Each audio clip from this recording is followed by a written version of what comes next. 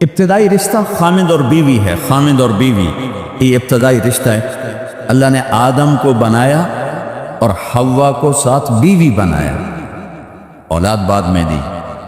اور ایک اور بات، آدم کو بنا دیا مٹی کا پتلا کٹھا کر کے، مٹی کٹھی کر کے پتلا بنا دیا، 40 سال کے بعد روح ڈالی، چل بھائی جا جنت ہے، اور اکیلے بھیج دیا، بیوی نہیں دی۔ حالانکہ اللہ چاہتا تو ساتھ ہی حضرت حوا کی مٹی کا ڈھیر بھی لگا دیتا، اس کا پتلا بھی تھپ دیتا، فرشتوں سے تھپوا دیتا، اور پھر 40 سال کے بعد دونوں کو کٹھا جنت میں ڈالتا۔ بہت سارے پیغام اس میں، بہت سارے پیغام، تاخیر ساتھ نہیں بنایا، دیر سے بھیجا، انتظار قدر کو بڑھانے کے لیے کہ عورت کی قدر کرنا، کمزور ذات ہے، کمزور مخلوق ہے، قدر کرنا۔ دوسرا، پہلے دن پتلا نہیں بنایا کہ ننگا پڑا۔ السلام علیکم، طارق جمیل صاحب کے ایسے بیان سننے کے لیے ہمارے چینل کو سبسکرائب کیجئے اور بیل آئیکن کو پریس کیجئے، شکریہ۔ عورت کا پتلا ننگا ہو، مٹی کا ہو، پتھر کا ہو، تو اس میں کیا کشش؟ تو ان مرد کے لیے کشش کوئی نہیں، تو فرشتوں کو کیا کشش تھی؟ پہلے دن سے عورت کو پردے میں بنایا، بے پرد نہیں کیا، بے پرد نہیں کیا، اس کا پتلا نہیں بنایا، اسے ننگا نہیں چھوڑا، اس کو پہلے دن سے کورڈ۔ اور کیسے بنایا؟ فرشتوں کو کی آنکھوں پہ پردہ اور آدم کو سلا دیا۔ آدم علیہ السلام سوئے ہوئے ہیں، فرشتوں کی آنکھوں کے سامنے پردہ ڈال دیا گیا۔ جب آدم اٹھے ہیں، اور ایک اور بات، جنت میں رہ کر بھی آدم علیہ السلام کا دل نہیں لگتا تھا، اداس اداس رہتے تھے۔ اماں آئی تو بابے دا دل لگا، تو اداس رہتے تھے جنت میں۔ جب آنکھ کھلی تو اپنے لیفٹ سائیڈ پہ ایک خاتون سر سے لے کر پاؤں تک لباس میں۔ آپ نے سنا ہے نا، یوسف علیہ السلام دنیا میں سب سے خوبصورت ہستی پیدا کیے گئے۔ یہ مردوں میں، عورتوں میں سب سے خوبصورت حضرت حوا کو پیدا کیا۔ کون ہے؟ کہتے ہیں اللہ کی آدم تیری بیگم۔ کون ہے تیری بیگم؟ نکاح پڑھایا، پھینکا آدم مہر ادا کرو۔ تو نے پوچھا کیا مہر دوں؟ تو وہاں تو سونا چاندی ڈھیر لگے پڑے تھے۔ اللہ تعالیٰ کہتے دامن سونا چاہ کے دے دے۔ میرے اللہ نے کہا تیری نسل میں میرا آخری حبیب آنے والا ہے، اس پہ ایک دفعہ درود پڑھ دے، یہ مہر ہے۔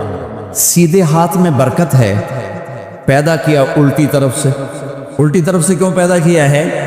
کہ الٹی طرف دل ہے، اور دل کے نیچے جو پسلی ہے وہاں سے پیدا کیا۔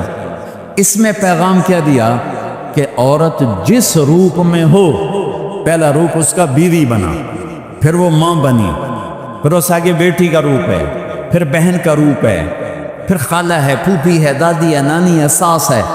جس روپ میں بھی عورت ہے اس کو دل کے قریب جگہ دو۔ یہ دل کے نیچے سے پیدا کرنے میں یہ پیغام دیا گیا ہے۔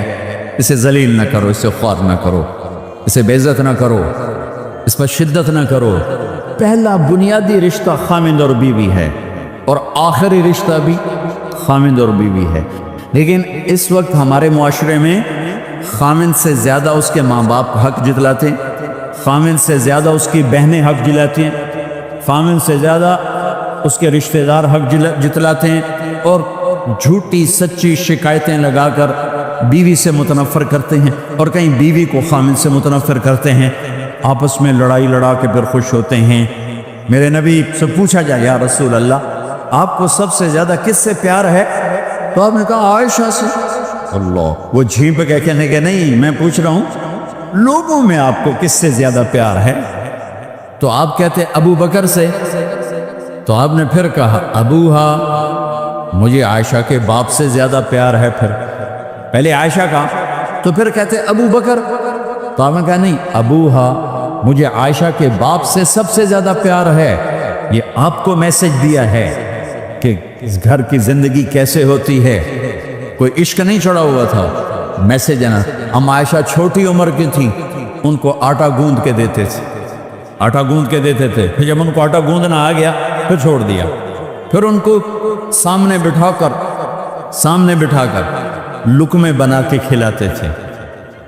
پھر ہم عائشہ رضی اللہ تعالیٰ عنہ کوئی گوشت کا ٹکڑا، وہاں بڑے بڑے گوشت کے ٹکڑے پکائے جاتے تھے، تو کوئی گوشت کا ٹکڑا اٹھایا اور ایسے 2-4 جگہ سے نوچا اور پھر رکھ دیا، سارا کھایا نہیں جاتا تھا، تو اللہ کے نبی اسی کو اٹھاتے اور حضرت عائشہ کو دکھا کر جہاں سے حضرت عائشہ نے نوچا ہوتا تھا وہاں سے یوں کاٹ کے دکھاتے تھے۔ پھر حضرت عائشہ رضی اللہ تعالیٰ نے گلاس اٹھایا پانی پینے کے لیے، جہاں ہونٹ لگائے وہ پہ گلاس رکھ دیا، بڑے بڑے گلاس ہوتے تھے، تو حضرت ہمارے نبی اٹھاتے تھے، جہاں عائشہ کے ہونٹ لگے ہوتے تھے وہاں ہونٹ لگا کے پانی پیتے تھے۔ یہ آپ کو سکھانے کے لیے ہے، اپنے گھر والوں کے ساتھ بیٹھ کے کھانا کھاتے، یہ میرے نبی کی معاشرت ہے، یہ میرے نبی کی زندگی۔ گھر میں جھاڑو دیتے، اپنے کپڑے خود دھوتے، کوئی چیزیں بکھری پڑی ہوتی تو بیوی کو نہیں ڈانٹتے، خود اٹھ کے سیٹ کر کے رکھ دیتے، گھر والوں کے ساتھ مل کر برتن دھوتے، صفائی کرتے، گھر والوں کے ساتھ مل کر۔ یہ میرے نبی کی ایک خوبصورت زندگی ہے بھائیو بہنوں، ہم بھلا چکے ہیں۔ بیوی کے لیے خامند کو سب سے بڑا حقدار۔ بعض لڑکیاں ایسی نادانی کرتی ہیں کہ شادی کے بعد بھی اپنے ماں باپ کی آنکھ کو دیکھ کے چلتی ہیں۔ شادی کے بعد سب سے بڑا حق خامند کا ہے، شادی کے بعد سب سے بڑا حق خامند کا ہے۔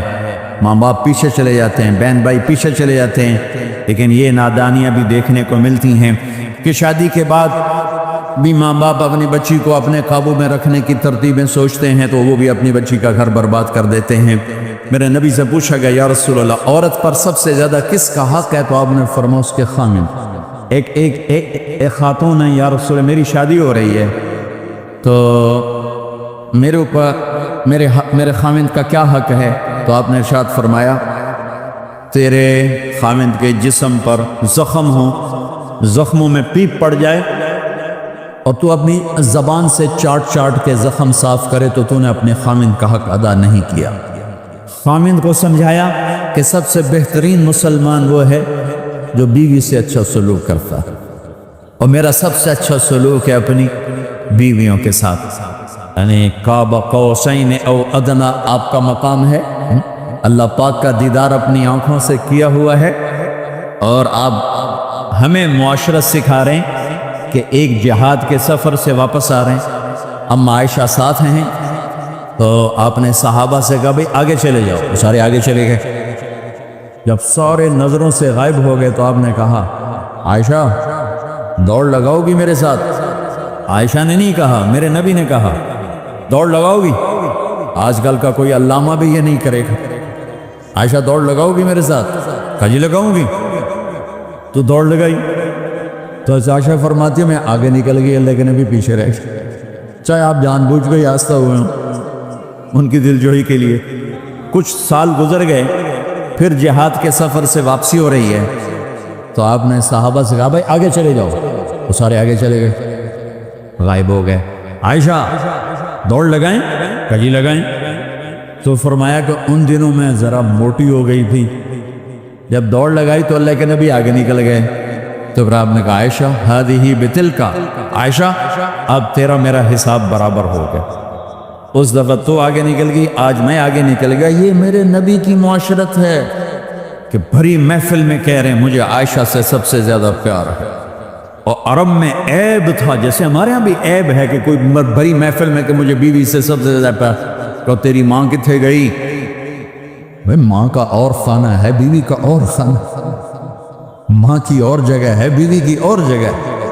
تو میں آپ سب سے کہتا ہوں ماں باپ کی وجہ سے بیویوں پہ زیادتی نہ کرو، بیوی کی وجہ سے ماں باپ پہ زیادتی نہ کرو، بڑے ہو تو بڑے بنو۔ ہمارے نبی تھے، آپ سسر بھی ہیں، آپ نے 4 بیٹیوں کی شادی ہیں، 2 تو ایک ہی دکھ کو دے دیں، عثمان کو، رقیہ اور ام کلثوم رضی اللہ تعالیٰ عنہما، حضرت عثمان کے نکاح میں، ابو العاص رضی اللہ تعالیٰ عنہ کو زینب، اور سب سے پیاری محبوب بیٹی حضرت علی رضی اللہ تعالیٰ عنہ۔ باقی 3 نکاح بڑے سادہ کیے، حضرت فاطمہ کا نکاح بڑے دھوم دھام سے کیا، ان کا رشتہ لے کر صدیق آئے، یا رسول اللہ میں خواہش مند ہوں، آپ چپ رہے۔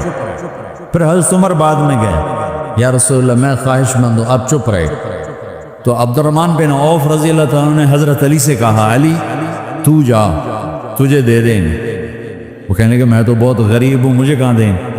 حضرت علی کا ذاتی گھر بھی نہیں تھا، کسی سے ایک کوٹھا مانگ کے اس میں رہ رہے تھے مدینہ میں، کہا نہیں تو جا۔ تو یہ مسجد میں پہنچے، اللہ کے نبی کو دیکھا تو ایسا روب طاری ہوا کہ بولے ہی کچھ نہیں۔ اللہ کے نبی کو تو پتہ ہے کہ کیا ہے اور کس لیے ہے۔ آپ نے کہا علی کیسے آئے؟ چپ۔ لگتا ہے فاطمہ کے رشتے کے لیے آئے ہو؟ جی ہاں۔ تو آپ نے کہا انشاءاللہ، اتنا کہا انشاءاللہ، چپ ہو۔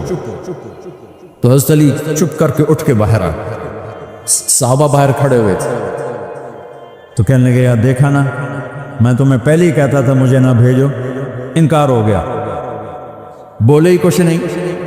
تو حضرت عبد الرحمن بن عوف کہنے لگے جنہوں نے بھیجا تھا، وہ کچھ تو کہا ہوگا، کہ بس انشاءاللہ کہا تو اللہ کے بندے ہاں ہو گئی، نبی کی انشاءاللہ ہاں ہوتی ہے، یہ ہاں کیوں نہیں کی؟ سبحان اللہ، اللہ اکبر، یہ ہاں کیوں نہیں کی؟ گھر گئے، فاطمہ علی کا رشتہ آیا ہے کر دوں، اس لیے ہاں نہیں کی۔ ہم تو بیٹیوں سے پوچھتے ہی نہیں، ایپ سمجھتے ہیں بیٹیوں سے پوچھنا، جی میں گاں نو بن چھڑیا قلعے نال، ایویں سی دھیاں نو بن چھڑنے قلعے نال۔ مجھے ایک اپنی مطلب برادری لیول کے ایک خاتون کا فون آیا کہ مولانا پڑھایا مجھے لاہور میں اچھے کالجوں میں، اور میری منگنی کرتے وقت مجھ سے پوچھا ہی نہیں، اور ایک شرابی سے منگنی کر کے مجھے اطلاع دیا سی تیری منگنی کر چھڑی ہے، فلانی تاریخ میں تیرا نکاح بھی ہونا ہے۔ مجھے آج تک گلہ ہے، پوچھ لیتے، اگر نہیں پوچھا تھا چلو میں نہ ساڑھے پنجاب کوئی نہیں پوچھ دے، گاں مجھ دی طرح ٹور چھڑ دین، تو چلو اتنا تو ویکھ لیں دے بھی کم از کم شراب تا نہ پیندا ہویا، ایک شرابی نال میرا نکاح کر چھڑ، ساری زندگی اڈیاں رگڑ رگڑ میری گزر گئی۔ علی جیسا رشتہ آیا ہو تو اوپر سے حکم بھی آ چکا ہو کہ علی کو ہی دینا ہے، تو پھر آپ فاطمہ سے پوچھیں فاطمہ تیرا رشتہ آیا ہے علی کا کر دوں؟ حضرت فاطمہ نے ہاں کی تو پھر مسجد تشریف لائے۔ یہ آپ کو معاشرت سکھائی جا رہی کہ بیٹیوں سے بھی پوچھو، زندگی انہوں نے گزارنی ہے، تم نے تو نہیں گزارنی۔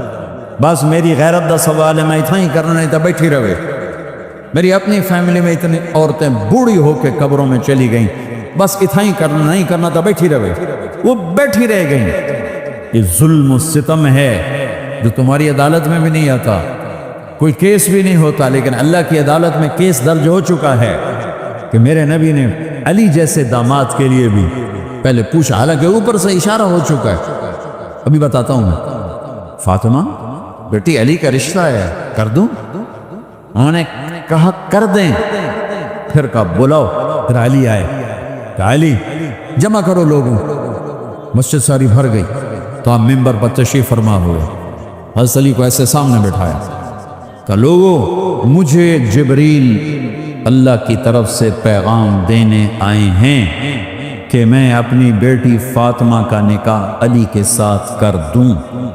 آسمان سے وحی بھی آئی ہو اور پھر بھی پوچھا جائے، یہ میرے نبی کی معاشرت ہے۔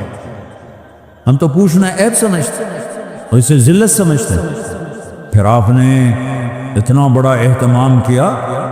مسجد نبوی پرانی جو آپ کے زمانے کی تھی، بہت بڑا ہال تھا، اس کا بھرا ہوا تھا، آپ نے سب کو شہد کا شربت پلایا، خود نکاح پڑھایا، نکاح کا خطبہ پڑھ کیا، پھر کہا علی میں نے فاطمہ بنت محمد کو 400 درم مہر کے عوض تمہارے نکاح میں دیا، تو نے قبول کیا؟ انہوں نے کہا کہ میں نے قبول کیا، اور سجدے میں چلے گئے اور زور سے دعا مانگی، رب اوزعنی ان اشکر نعمتک التی انعمت علی وعلی والدی وان اعمل صالحا ترضاہ واصلح لی فی ذریتی انی تبت الیک واننی من المسلمین۔ میرے نبی نے کہا آمین، زور سے کہا آمین، نکاح ہو گیا۔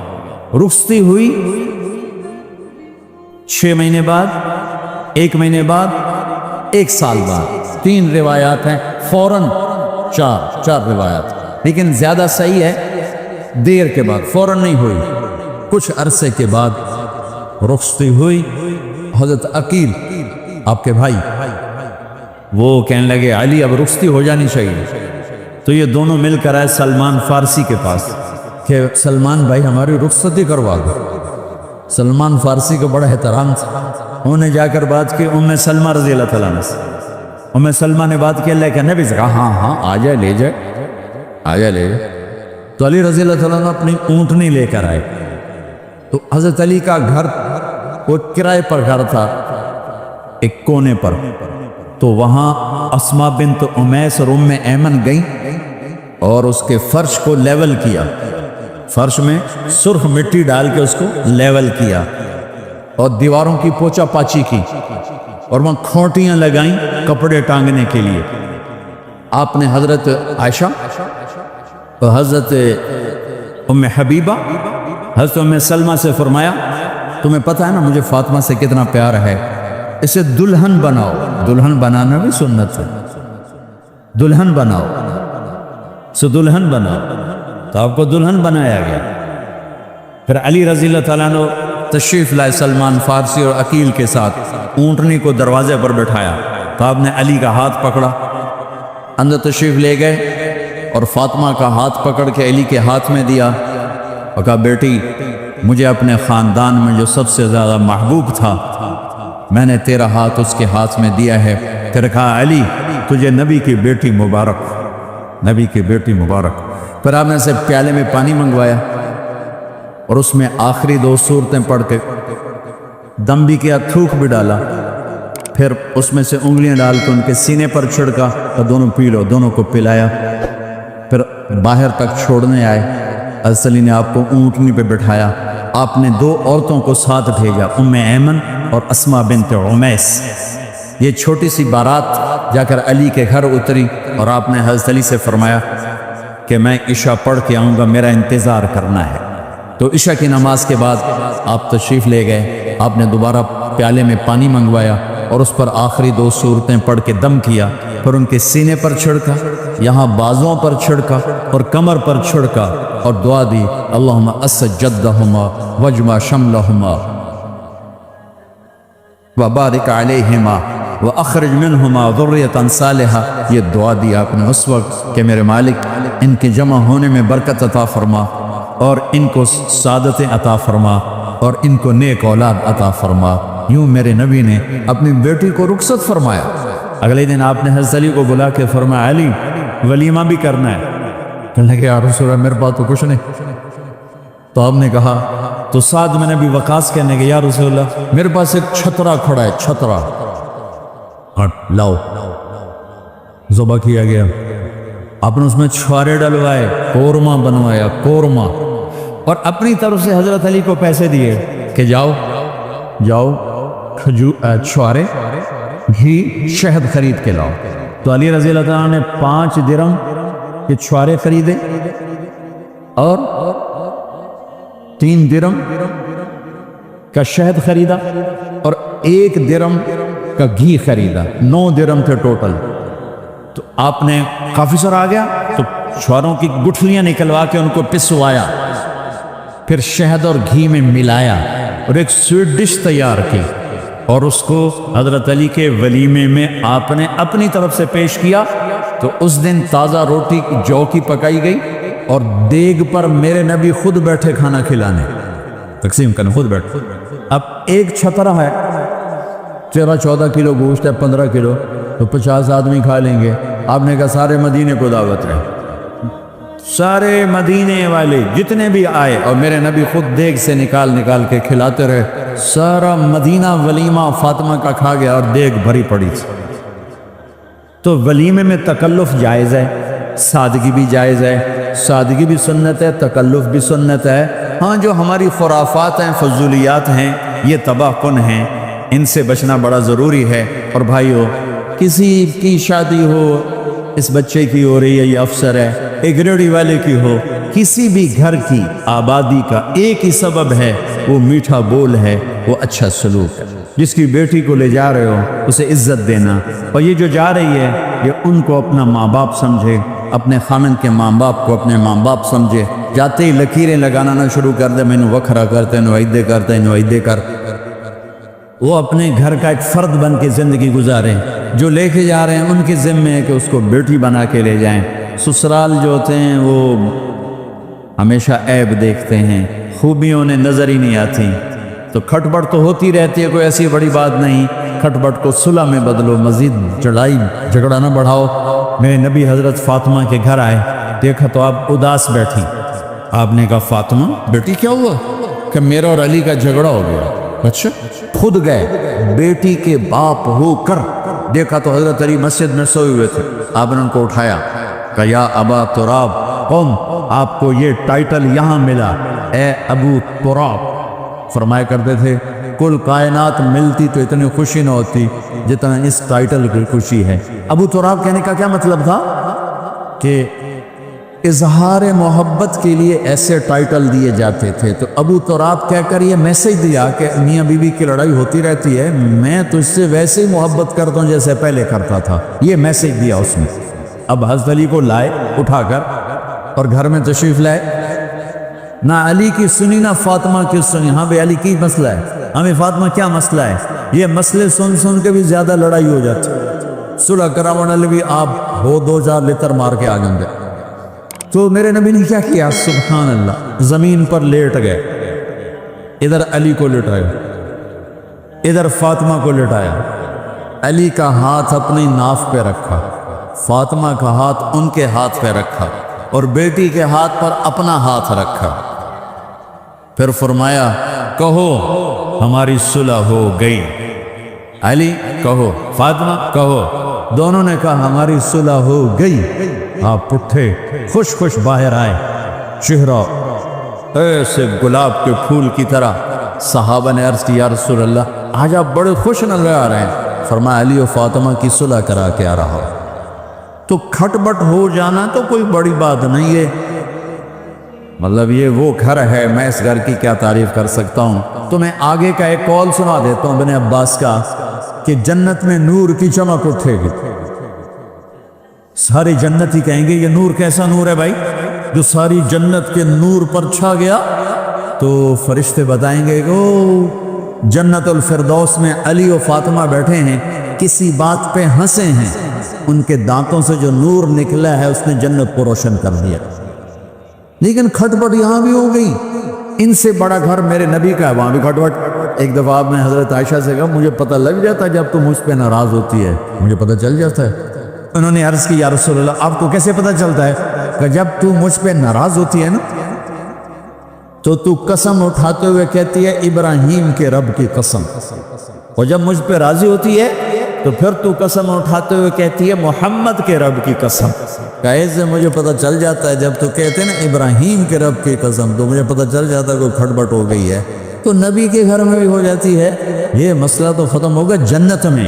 ہمارے ذمہ ہے کہ ان چیزوں کو کم کریں، یہ ایک میرے نبی کی معاشرت ہے میرے بھائیوں، اسے سیکھو، اسے سمجھو، اسے پڑھو۔ تو بھائیوں میرا نبی ایک زندگی دے کر گیا ہے، یہ چونکہ شادی کا موقع ہے اس کو میں نے تفصیل سے بیان کیا ہے، اس کی تفصیل بیان ہی نہیں کی جاتی، یہ اتنی ضروری ہے جتنی نماز ضروری ہے۔ نماز تو 5 وقت پڑھیں گے، زندگی 24 گھنٹے روپ بدل رہی ہے، ہر روپ میں میرا نبی کیا چاہتا ہے اس کو سیکھو، اس کو سمجھو، کرو گے اللہ آپ کو چمکائے گا، بنائے گا۔ اپنی کمائیوں میں حلال لاؤ، حرام سے بچو۔ جج بھی بیٹھے ہیں، وکیل بھی بیٹھے ہیں، کسی ظالم کے وکیل نہ بنو۔ وَلَا تَقُلْ لِلْخَائِنِينَ خَصِيمًا۔ آپ کو ایک آیت میں جوڈیشری، جج، مقننہ اور وکلاء کا پیغام اللہ کا سنا دیتا ہوں۔ اِنَّا أَنزَلْنَا إِلَيْكَ الْكِتَابَ بِالْحَقِّ لِتَحْكُمَ بَيْنَ النَّاسِ بِمَا أَرَاكَ اللَّهُ وَلَا تَقُلْ لِلْخَائِنِينَ خَصِيمًا۔ مقننہ، قانون ساز، تو اِنَّا أَنزَلْنَا إِلَيْكَ الْكِتَابَ بِالْحَقِّ، قانون بنانے کا حق اللہ کو ہے، اللہ کے قانون کو اپناؤ۔ آگے جج حضرات، فَحْكُمْ لِتَحْكُمَ بَيْنَ النَّاسِ بِالْحَقِّ، ججوں کو حکم ہے کہ حق فیصلے کرنا، بک نہ جانا، دب نہ جانا، حق کے فیصلے کرنا۔ تیسرا وکلاء کو وَلَا تَقُلْ لِلْخَائِنِينَ خَصِيمًا، ظالم بددیانت کی وکالت کے لیے کھڑے نہ ہو جانا ورنہ مارے جاؤ گے، مرے جاؤ گے۔ وَلَا تَقُلْ لِلْخَائِنِينَ خَصِيمًا، ان کے لیے دلائل قائم نہ کرنا ورنہ ہلاک و برباد ہو جاؤ۔ تو بھائیو یہ نکاح کو ذرا میں نے تفصیل سے بیان کیا ہے کہ یہ زندگی ہے جس کو سیکھنا ہے، حلال کماؤ، بچوں کو حلال دو، بیوی کو حلال دو۔ اللہ کی قسم حرام سے کبھی بہار نہیں آتی اور حلال پہ کبھی خزاں نہیں۔ حلال کھانا، حلال کھلانا تو تم شاد و آباد رہو گے۔ اللہ میں عمل کی توفیق